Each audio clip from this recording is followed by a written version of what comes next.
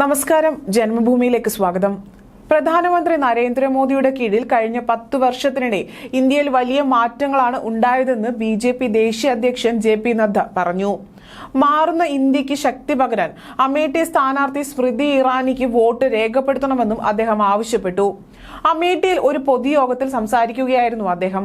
ഇന്ത്യയെ ശക്തിപ്പെടുത്താൻ സ്മൃതി ഇറാനി എന്ന ശക്തിയായ നേതാവിനെ ആവശ്യമാണ്. കോൺഗ്രസ് കുത്തകയാക്കി വെച്ചിരിക്കുന്ന അമേഠിയിൽ രാഹുൽ ഗാന്ധിയെ നിഷ്പ്രയാസമായിരുന്നു 2019 തിരഞ്ഞെടുപ്പിൽ സ്മൃതി ഇറാനി തോൽപ്പിച്ചത്.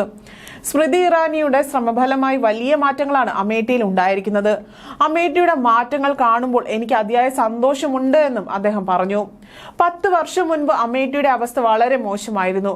വൃത്തിയുള്ള റോഡുകൾ പോലും ഇവിടെ ഉണ്ടായിരുന്നില്ല. റോഡിൽ കുഴിയാണോ അതോ കുഴിയിലാണോ റോഡ് എന്ന് കണ്ടുപിടിക്കാൻ അന്ന് വല്ലാതെ പാടുപെട്ടിരുന്നു. ഇന്ന് എല്ലാ ഗ്രാമങ്ങളിലും വൃത്തിയുള്ള റോഡുകളുണ്ട്. ഇതെല്ലാം പ്രധാനമന്ത്രിയുടെ സംഭാവനകളാണെന്നും അദ്ദേഹം പറഞ്ഞു. ഒപ്പം ഇതിനു പിന്നിൽ സ്മൃതി ഇറാനി എന്ന ശക്തിയായ നേതാവിന്റെ ശ്രമങ്ങളുമുണ്ട്. ജൽജീവൻ മിഷൻ കീഴിൽ 11 കോടി ജനങ്ങൾക്ക് പൈപ്പ് ജല കണക്ഷൻ ലഭിച്ചു. ഉത്തർപ്രദേശിൽ 2 കോടി ജനങ്ങൾക്കാണ് പൈപ്പ് ജല കണക്ഷൻ ലഭിച്ചത്. അതിൽ 3 ലക്ഷം വീടുകളും അമേഠിയിലാണ്. രാജ്യത്ത് പ്രതിദിനം 28 കിലോമീറ്റർ എന്ന കണക്കിനാണ് ഹൈവേകളുടെ നിർമ്മാണ പ്രവർത്തനങ്ങൾ നടക്കുന്നത്. ഏകദേശം 60,000 കിലോമീറ്റർ നീളമുള്ള ഹൈവേകൾ ഇതിനകം തന്നെ നിർമ്മിച്ചു കഴിഞ്ഞിരിക്കുന്നു. ഏകദേശം 2 ലക്ഷം ഗ്രാമങ്ങൾ ഒപ്റ്റിക്കൽ ഫൈബർ ശൃംഖലയുമായി ബന്ധിപ്പിച്ചിട്ടുണ്ട്. റെയിൽവേ ബഡ്ജറ്റ് 19 മടങ്ങ് വർദ്ധിപ്പിച്ചു. വിമാനത്താവളങ്ങൾ ഇരട്ടിയായി. നേരത്തെ ഇവിടെ ഉണ്ടായിരുന്ന 84 വിമാനങ്ങളായിരുന്നുവെങ്കിൽ ഇപ്പോൾ ഉള്ളത് 148 വിമാനത്താവളങ്ങളാണ്.